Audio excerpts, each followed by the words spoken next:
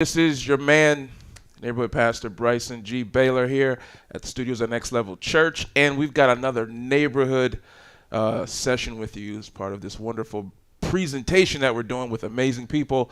Guess where? In the neighborhood. And today we've got literally our next door neighbor, like literally next door to us, the great, the very kind, very wise, very innovative Erik Plambeck. And I'll tell you why I'm calling him all these things. You may wonder, like, how does he's probably thinking, like, what do you think that about me? Well, we'll talk about it later. But I'm glad to have you, Erik. Happy to be here. Thanks for being with us, man. I think it's great. Your bar. Well, this is also interesting too because I might get in trouble for this because I'm a pastor and I'm not, I'm not supposed to be promoting, things that they may think is bad in the church. And I'm like, these are great people, first of all. Booze aren't bad, No. you know? It's just when you do it too much and you get wild and reckless, that's when it becomes a problem. But you've got a wonderful establishment, so we're not promoting recklessness. And your institution doesn't promote that as well. It's actually a very nice one. Maracuja, Yes. Portuguese. Tell us about Maracuja. I mean, the name, my partner and I inherited the business from two people, a couple named Charlie and Connie that ran it for probably around 20 years. Yeah. I think they got the building in 95, and it took them a while to revamp it. And so Charlie and they met in Colombia, and Maracuja means passion fruit. So that was their passion project. They ran, the two of them, for a good 20 years. Wow. Maybe a little less than that. Yeah. Yeah. And you guys just took it over like probably 2020, right?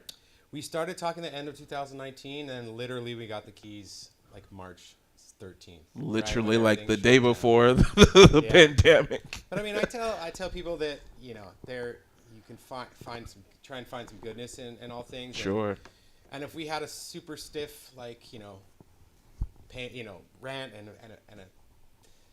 and a terrible landlord, Yeah. we would have been in a bad situation. But just doing it that way with Charlie, and we were able to spend a good 2-3 months before we opened, Right. just with him in the space, and just for me as an operator, someone who's worked in the industry for a long time, getting to know all the quirks, the routine, cleaning the beer lines, because I like Charlie always liked to say that you're really just the steward of a bar. The bar it's made up more than just Wow. the owner and their ideas. It's Sure. as much, the street that it's on, the people that come in, the Absolutely. staff that works there. Absolutely. And so you're really as much of, and when you spend, it's been what, almost, 2 years now. 2 years now, yeah. June will be 2 years since we got to open, just putting tables on the street. Me and my Wow. wife and a couple homies who were on unemployment that I worked with in the city for a long time. And, but yeah, you're as much a plumber as, and Yeah. and a cook and all those things, and a bookkeeper as you are, just the things that need to get done to keep the place going. So, Wow. yeah, it was a rough start, but also at the same time, like just being able to put 4 tables on the street and connect with Sure. regulars, with me, my wife, meet the new owners and people, for them to know that it wasn't going to change That's a big deal. much. Yeah, I think it was a very big deal, and Yeah. it was just great for us to meet, slowly introduce ourselves to. I mean, Kelly and I had been going there, my business partner, for 10 years. You know Sure. what I mean, that's how we were able to take it from them, because they felt comfortable. They Sure. weren't gonna Yeah. turn it into an $18 cocktail spot, a Sure. mixology spot, and just keep it what it is. Right. So, That's awesome, man. And this, I think it's beautiful too because again, you're talking about a landmark in the neighborhood. Right. I mean, your establishment is definitely that, and that's a good thing to have. I know from a business perspective where you don't really have to. I mean, it's easier to. It gives you a little bit more comfort. You get that brand reputation, that brand strength to help. Particularly when you're taking over something. That's a pretty good deal. My catchphrase for it is that in New York, preservation is more important than innovation, because almost every bar except the one that I've worked at, the bar I met my wife at, they're all gone. Wow. They're all gone, and I'm not even talking about have changed hands and are different names. I'm talking about gutted, no longer Wow. those establishments, and a few of them were really important to people in their neighborhood. One of them I worked out in the Lower East Side for a long time. Like Sandy happened, and we had no power, but the business owner, he brought coffee and pastries and Wow. everything down to the bar for for people to have, and just did candlelight for that week. So and that spot's gone. So It's crazy. it's important to me. Yeah, it's very important. Absolutely, man. That's a beautiful thing. So so is this your first bar that you've owned? Yeah, first one. Wow. Yeah, I feel very lucky. That's great, man. Yeah, I made the jump. Now, was this always something that has been a dream or a passion of yours as far as being a? Now, how many do you have to do before you become a restaurateur? First of all, How much? what? Yeah, like what's the number when you go beyond just I own establishments versus? I mean, probably 3. Okay. I would say. Okay, so 3. you're on your way, man. Yeah, but that's not really like, I'm more interested in giving people the opportunity to do what I did that want to. Like, Sure. we've done a few pop-ups this year with chefs that are good friends and amazing chefs that Yeah. have been at that CDC sous chef level. Mm-hmm. And what I didn't really realize until getting really If you don't into mind, this just side of get it, a little closer. closer. Yes, thank you. That I didn't realize is that, as a chef, if you're working for a restaurant, if you first, especially successful restaurants that have a kind of more star chef, if you provide them with a recipe, a dish, or whatever, it goes on that menu. It's property of that place. Gets Really? copyrighted. Yeah, and so most. Wait. So it becomes an asset that you own as the owner of the. Oh the yeah, I restaurant? mean, you're talking big chefs. If they feature something, Wow. they're putting it in, and that makes its way into their cookbook. All that stuff. Sure. It's you can, obviously it's very hard, kind of like music, to Copyright to it. copyright it. But Yeah. if it's a direct thing, it's I mean, we make everybody shares. Wow. Dishes and things like that, because who can claim rights to gamba salajillo or steak au poivre, you know what I Right. mean? Sure. But then they don't want to really unload that stuff because it's theirs, and they're so giving them that opportunity to just do like a pop-up here, showcase Wow. stuff they've been holding on for sometimes like 5, 6, 7 years, dishes that they've always wanted to do. Wow. And just seeing, like, I'm much more interested in helping them make that first step to Yeah. have a restaurant of their own and take ownership of it and keep it small, rather than try and replicate Maracuja as a brand, Sure. as a franchise. That's not as interesting to me as keeping things owner operated and local. But you can't. It's a lot to keep the space going. Bars Wow. and restaurants, they get abused. And so you either become the the CEO and have people underneath you, or you just help people get started and have a little finger in a business Wow. that someone else is running. Wow. And that's the latter is what really interests me. It's to me more That's valuable great, for the man. city than Just than the opposite. yeah, just growing a massive brand per se that is just on every block. Yeah, I exactly. understand that. Yeah, But it could be the same thing, although it's just not necessarily the Maracuja brand. It's like, but your impact, your influence, you're saying how you've helped is the same thing. That's awesome. Exactly. That's Yeah. great, man. Yeah. This is why I said this man is an innovator. Let me tell you why, because I think it takes a tremendous heart and a tremendous mind, to be willing to give back and to, to help others. And I think that's just something that has been, ever since we moved here, probably 4 or 5 months after you guys, maybe 6 months after you guys moved in 2020. You guys have just been nothing but you and Kelly have been just great and very kind, and just the energy, you can feel that, and I think that's amazing, and it comes out in everything you do, and I'm excited about that for you. Yeah. Now this is 279, right, Grand Street. 279. Right. We get a lot of their people coming for their deliveries. I'm like, it's that way, man. I know. It's like, is this the place for the booze? I'm like, we're not. Communion is on first Sundays when we normally do it, so it's not. Not today. Yeah. Man, that's awesome. So, tell us this, Erik, man. First of all, I think you're awesome. Again, thank you so much for doing this and being with I'm happy to. our viewers here. My goal is to help, not that you need our help, but just to help kind of get the brand out and just get more people aware of this, the awesome stuff you have going. Your facility is amazing. I've been a couple times, and the backyard is just such a very amazing and very comforting and very kind of like, it doesn't feel like I'm in Brooklyn per se. Yeah. Now, was that you created like that, or was that your idea? Yeah, I mean, it's one of those things that I also we inherited as Wow. well, and COVID has allowed us to utilize that space. But Charlie and Connie, they put in those those rose vines and built that space. You know, and Charlie brought in there's these beautiful stone pavers that he, you know, brought from Italy that, you know, that he had come over and they built so much of that space themselves. And really, you know, it was open for a little bit, and then they just kept it for themselves before we took it over. But yeah, it's a beautiful space. There's been weddings back there. There's been, you know, it's just wildly overgrown. And Connie, I mean, if you could have seen their apartment, her and my landlord are probably the two greatest green thumbs. Wow. And so that to her, all the plants and everything back there, the vines and all that was. Oh, those are real. It was a big passion of hers and just love. Wow. Yeah. So we try and continue that on and have a lot of help. And my landlord actually is hopefully going to help us now that the weather's getting warmer. Just, you know, spruce it up and that's and, awesome, and man. give us a good caretaking rundown. Oh, you can't beat that. Yeah. You cannot beat that. That's great, man. So it's nice. It's an easy, you know, it's for some of like fundraisers we're doing for people and some like stuff we've done it's very easy just to kind of section off the riffraff of the inside, because the interior of the space is really hard to sort of carve out any area for someone that wants to do something private. Sure. So it's just a really nice thing that we can do. It's multifaceted, absolutely. Where it's like, okay, if we want to do whatever things that we want to do that don't necessarily fit, you know, that want some separation from the interior, we can have that available to the public at all times, because that's been that was a big thing that Charlie just impressed on me is, you know, making the space welcome to everybody. Wow. The space and that translates to all things, to the pricing, to what you're offering, to all that stuff. So yeah, that's cool. So you can almost have like 2 in 1. Yeah, exactly. That's beautiful. Yeah, and you can have some privacy back there. That is cool. Because when it's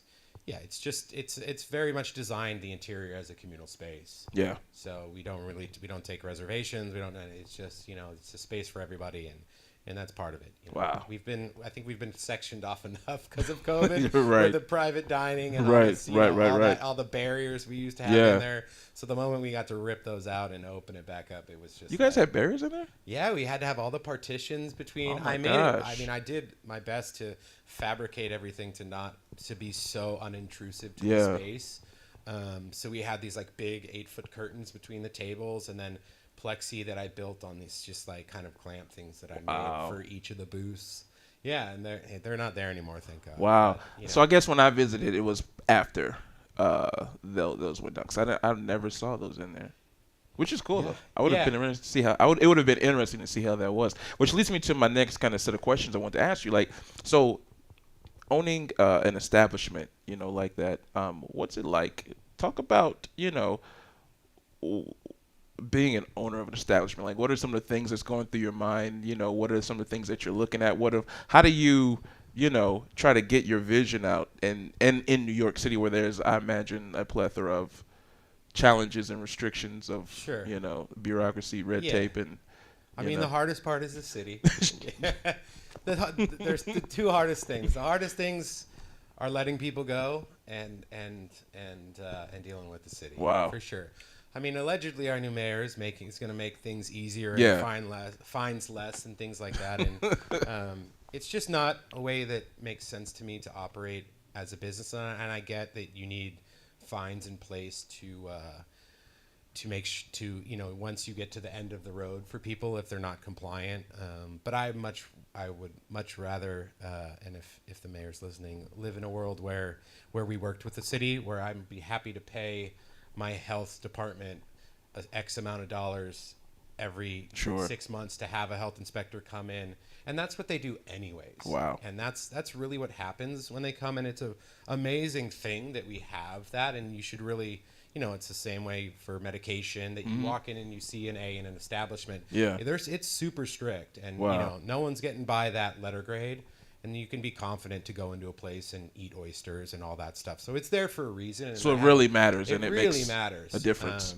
But that's the hardest part, and COVID's made it even more difficult just with the lack of staffing for the city and getting them out. But for the most part, it's just something that you deal with and you learn how to. And there isn't, once you get in that routine and you get your systems in place, it's a fairly simple thing, but gearing that routine Yeah. during COVID was really challenging Wow. because and the city was obviously very flexible Sure. with people and understanding, and I mean we didn't really actually get our letter grade until 2 years, until like 6 months ago, but Wow. still we're doing things remotely with them and with the outside structures. So I've had a pretty good experience.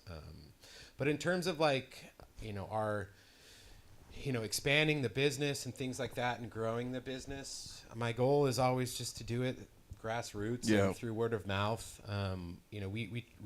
We're growing a bit in a different way early on, and I kind of pulled that back in terms of the food program and those sort of things. And really took that back under my wing, under my supervision. Understood. Because, and I think this is something that we were talking about earlier, that there's certain really amazing things that are happening in the business where the very supportive staff, dishwashers, line cooks are now getting paid a higher wage. Sure. And what is very much close to a living wage in New York, and that's an amazing thing. Absolutely. But at the same time, there's impacts to it. Yeah, they're it's polarizing sort of. It's polarizing the business. But yeah, and what you were saying is that mom and pop restaurants are just the cost of labor for Sure. the kitchen and all that are you're getting into that territory of very like special occasion Right. tablecloth pricing. So we were kind of at this very distinct point in the business where it was either transform into that sort of model or continue to be able to keep it for at the pricing of the drinks and that sort Right. of stuff. And I had to make that decision to sort of shift the kitchen in a way where I can operate it with a very small staff, do a lot of that work myself, and keep my hourly employees just to be able to keep the core identity of what Maracuja is, of $5 tecates and an inexpensive happy hour, and a place that you can come 2, 3, 4 times a week. Wow. But yeah, that was definitely one of those industry shifts that I'm sure everyone, if you're going out, you're seeing. Yeah, they're feeling it. Happen right now. This is crazy. There isn't the days of the $13, $14 hamburger are over. You're spending $18, $20 easily, and for a hamburger, and that's not small restaurants aren't getting rich off their food, but it's just the cost of things now, and that's going to be, we'll see how that affects long term. But yeah, it's a lot of stuff going on right now, and I want to say this too, because a lot of times people, I know you don't really understand it. I think this might be I think we're probably close in age, and I really don't remember. I could not cognitively understand ideas of inflation growing up. Like you hear it, it's like, oh, inflation, when Carter was around, it was horrible. People were lining up for gas. And I was like, oh, whatever inflation is, I don't get it, right? But now it's like, oh, I see what that is now. It makes more sense, and you can see how, more important it is. And as a business owner, and because you impact lives, not just your constituents, but the people that work for you. Yeah. So it's kind of like a burden of, I want to please these people who support the business, but at the same time, people are looking for me to help for their sustenance, how they exist and live. And so I know that's a special kind of pressure. Yeah. Yeah, it is. I mean, and that's just been, and thankfully, the sort of the unemployment flexibility that we had in the city for our workers, that being able to work and then, when things shut down, go back on unemployment, that, and that's what very misguided understanding of that whole situation is to think that people weren't looking to work, because I mean, my staff was ready to come back full time, sure, if when the work was there, and so that I have a lot of just respect for them and love for them for, their flexibility, their work, and the sort of the normalcy that we're getting into now with that is just such a relief. I mean, we're able to, I mean, we were talking about this earlier, we're able to do the things like, do fundraisers, do things like this, connect more in ways outside of just the operational side of the business, where, I mean, I would have to cook one night, or, my whole staff would get COVID, and then I'm working 4 nights bar backing, because you're running so lean, because no one can afford to just work that small, like 2 shifts and still be collecting. Right. You know, it's like the dance of that whole thing. Yeah. You're either working or you're not. And so I was, my wife and I just filling in those gaps. Sure. As we could, and so it feels very nice to be doing this and to be able to imagine do the extra things that connect us even more with the neighborhood and just help build the business in a way that is on such a better positive note. I believe it. Yeah. So tell me this, and I don't want to hold you too much longer because this is amazing, and I'm just really kind of learning, and I hope that people are seeing just how like the behind the bar, because all I think about when I think behind the bar is like John Taffer from whatever show that is he has where he just renovates and he helps, pick up fix bars, whatever. Bar rescue. He's just yelling at people and just foolishness and watered down drinks. So it's good to kind of see real life, you know what I mean, a little bit more in depth.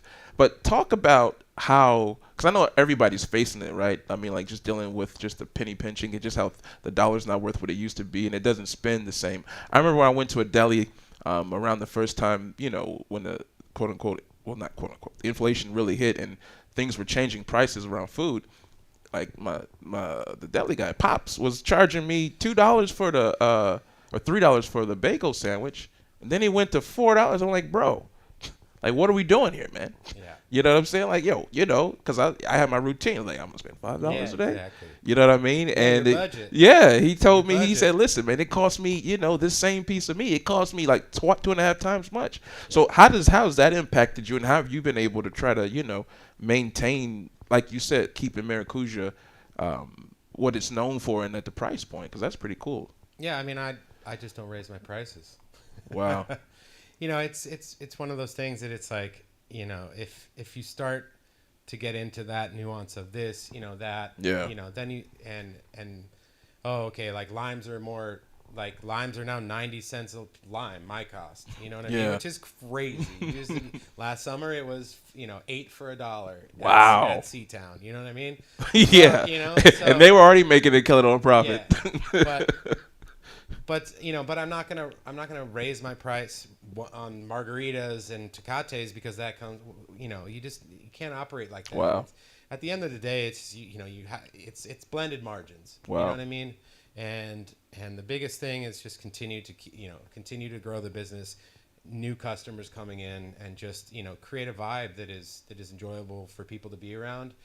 And for me, I'm more concerned about working efficiently, cutting my costs personally, in terms of my waste, those sort of things, than I am things that you can control versus uncontrollable things. Than I am with charging things. the customer. Understood. Putting that on the customer. Understood. How do I operate my business better myself? How do I take on more responsibility myself, in order that I can keep my prices the same. Wow. And continue to try and keep my profits in that the same margin that you're trying to make, and there's ways to do that I'm always learning the business more, and it's also about continue to be creative with doing pop-ups on a Monday, on a Tuesday, doing things that are interesting to the neighborhood, that aren't gimmicky, that are actually genuine, that bring in a new type of people, and then expanding the product too.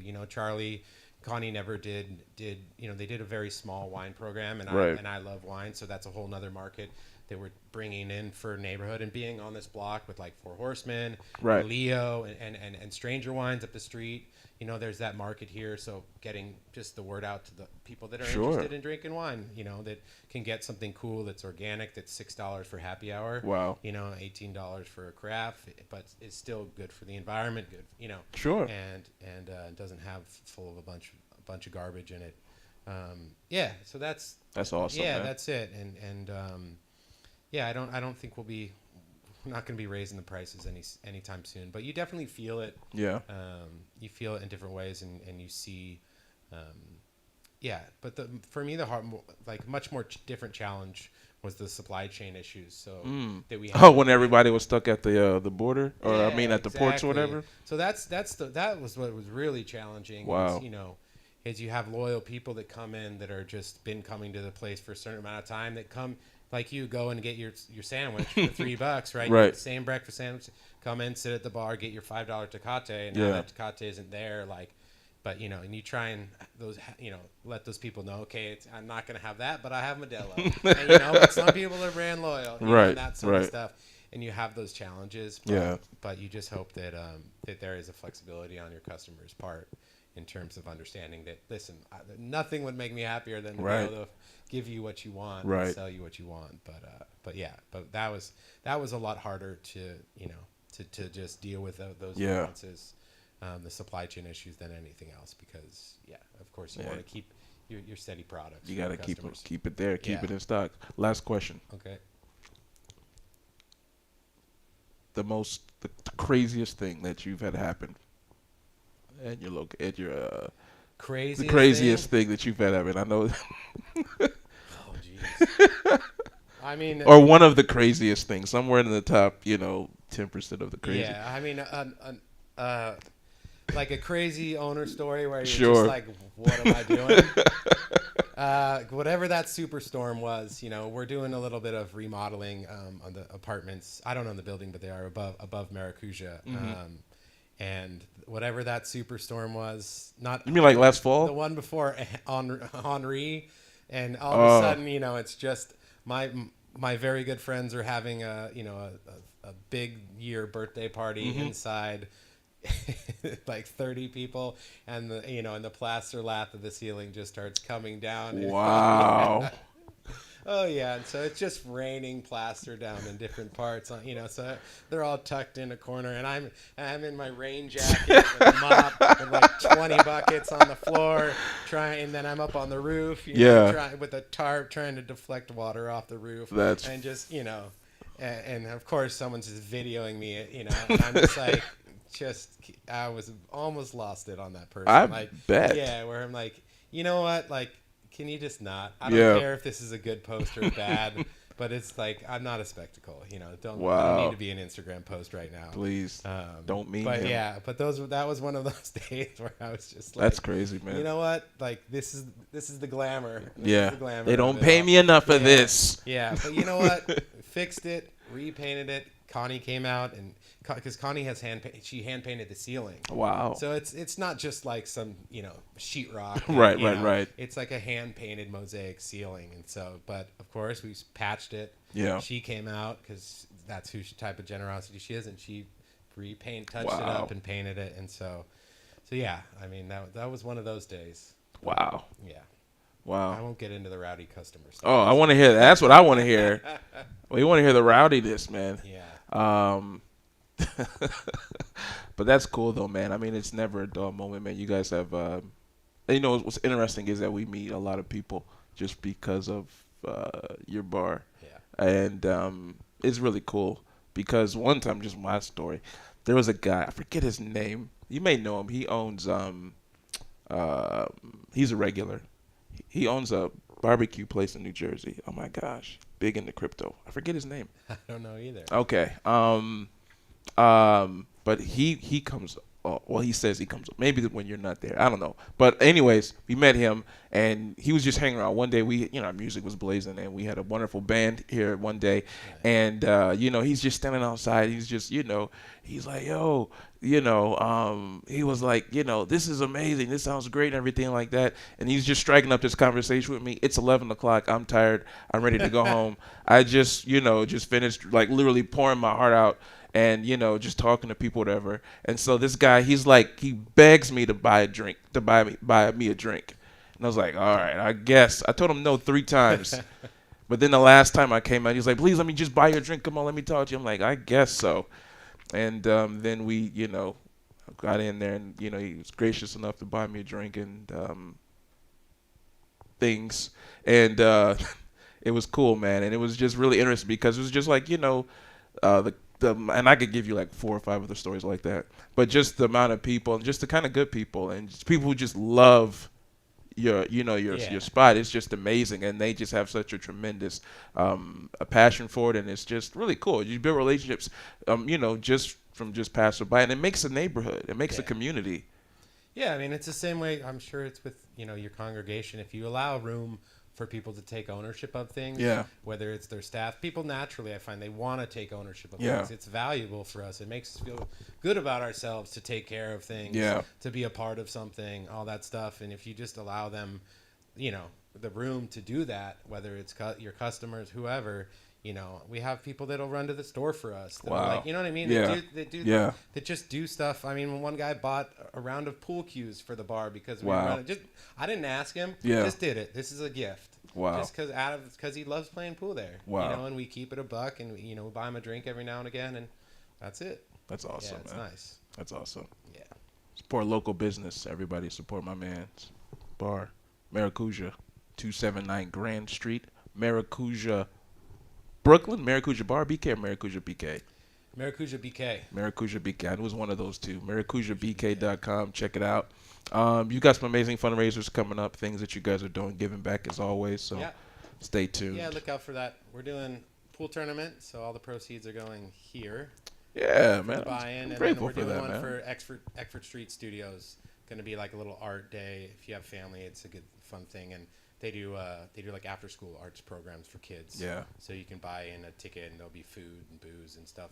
That's on the 30th, I believe. But if you follow the Instagram and the website, we'll post it on that. I love it, man. Yeah, that's good stuff. Erik, thanks so much. Thanks for Thank being in you. the neighborhood, man. Thank You are a great guy, and I'm excited Appreciate for it. what you got going on and all the wonderful things. And everybody, go support local business, particularly support the local bar, Maracuja, 279 Grand Street. He's like this in real life, so this is not a put on. So check him out. Again, for the neighborhood, thanks for watching. Like, share, comment.